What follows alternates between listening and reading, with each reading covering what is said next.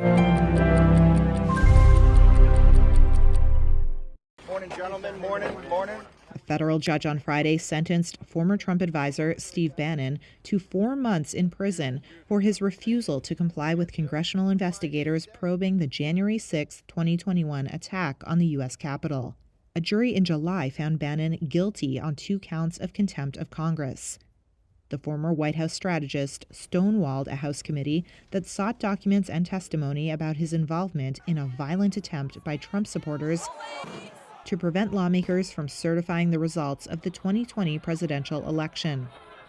The judge also hit Bannon with a $6,500 fine, but allowed the former White House strategist to defer serving his prison term while he appealed the guilty verdict. Today was my judgment day by the judge. After the sentencing, a defiant Bannon said he respected the judge, but quickly pivoted to the upcoming midterm elections. On November 8th, there's going to have judgment on the illegitimate Biden regime. The Biden administration ends on the 8th evening of the 8th of November. The Department of Justice, Merrick Garland, will end up being the first attorney general that's brought up on charges of impeachment, and he'll be removed from office. While speaking to reporters, Bannon was at times interrupted by jeers and chants of traitor, traitor, and lock him up. They will vote. Hang on. They will know.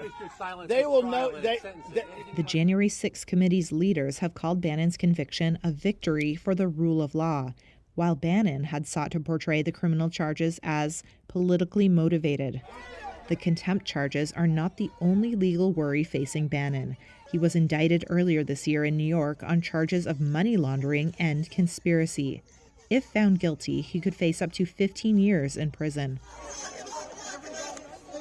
Today, my administration announced that this year, the deficit fell by $1.4 trillion, the largest one-year drop in American history. U.S. President Joe Biden touted a record drop in the federal deficit Friday. The dramatic fall puts the 2022 deficit at about half the size of a year ago. A significant portion of that drop comes from diminishing pandemic expenditures and surging revenues from the economic recovery. The cost of Biden's student loan forgiveness program limited the overall reduction. The Democratic president chided Republicans over the deficit numbers. Slashing spending has long been a cornerstone of Republican political messaging.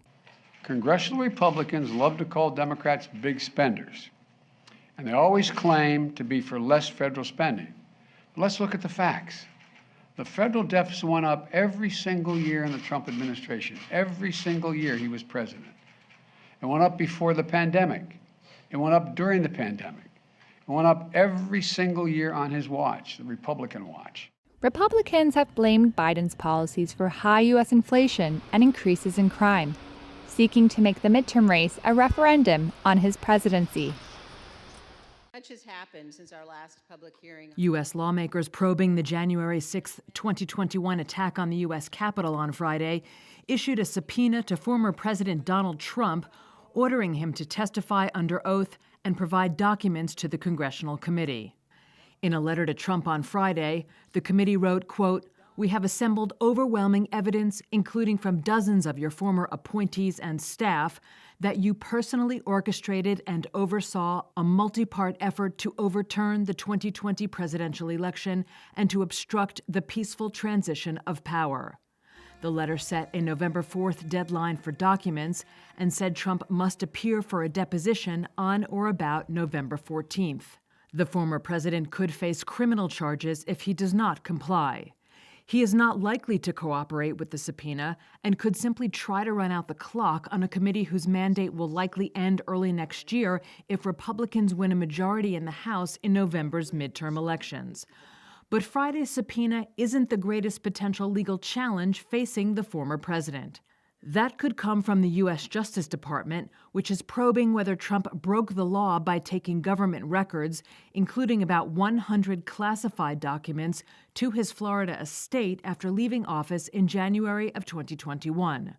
The Washington Post on Friday reported that among those documents were highly sensitive intelligence on Iran and China. We've never seen anything remotely like this. Alan Lichtman is professor of history at American University and author of The Case for Impeachment. Not even Richard Nixon had faced so much legal jeopardy on so many different fronts. Why? Donald Trump believes the laws don't apply to him. While Trump has so far avoided serious legal consequences, Lichtman thinks those days may soon be over. I think the slam dunk case is the documents case. He clearly stole those documents. They absolutely don't belong to him. He did not turn them over when he was subpoenaed to do so.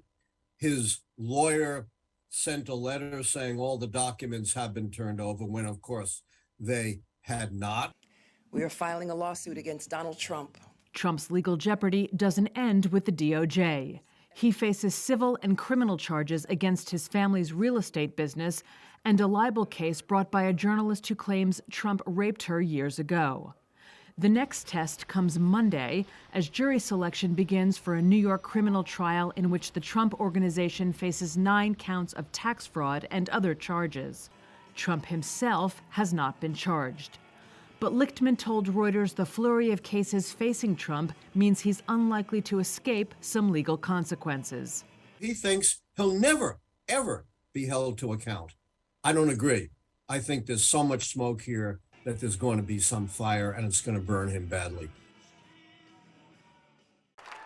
U.S. stocks surged on Friday, with each of the 3 major indexes notching their biggest weekly percentage gains in 4 months, after a Wall Street Journal report said that some Federal Reserve officials expressed a desire to slow down the pace of interest rate hikes soon, raising hopes the central bank may be poised to adopt a less aggressive policy stance. The Dow rose about 2.5%, while the S&P 500 and NASDAQ both jumped roughly 2 1/3%. Ross Mayfield, investment strategy analyst at Baird, said a possible debate among Fed officials on a smaller interest rate hike in December was welcome news to investors. The market has been searching for just a hint of a Fed pivot for months now, and it's been on the wrong side of the boat before. But here we are again. There are some headlines that the Fed is looking to ease the pace of rate hikes into the end of the year. I think that's given the market enough juice to sustain a little bit of a rally. We'll see if it holds on to that, but I think that's what we're seeing. The Wall Street Journal report helped boost rate-sensitive growth stocks, including Apple, Amazon, and Tesla. But dismal earnings from Snap weighed on tech companies that rely heavily on ad revenue, such as Meta Platforms, Twitter, and Pinterest. Snap plunged almost 30% after posting its slowest quarterly revenue growth in 5 years and forecast 0 revenue growth for the 4th quarter. And shares of American Express fell after the credit card company said it built bigger provisions to prepare for potential defaults as an economic downturn looms. Thank you all very much. Thank you and goodbye. Thank you. Boris Johnson was forced to quit in July.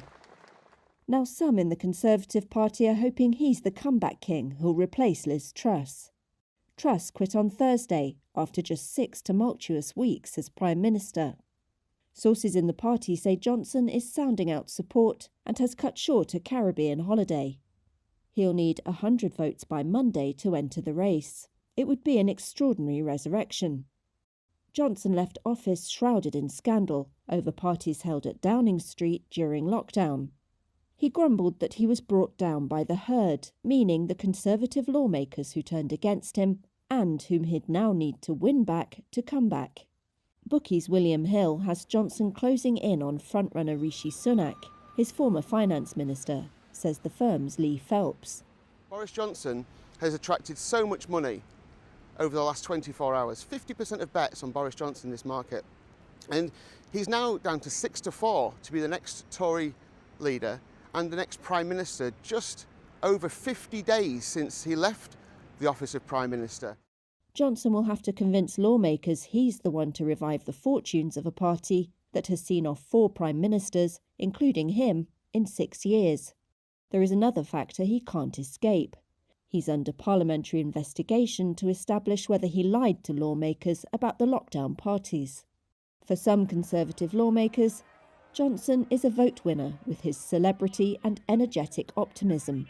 He was the face of the Brexit vote and won over parts of the country that had never before voted Conservative. For others, he's a liability whose flaws were brutally exposed by the string of scandals. Britons in one village south of London seem to feel the same way. I think they're assuming that he will win the next election because he did so well in the last election, but a lot has changed since then, and I think he's shown to completely lack integrity. Boris is too much of a risk. It's good fun, but I don't think we want him again. Polls show voters, concerned about the cost of living, would demolish the Conservatives if an election were held now.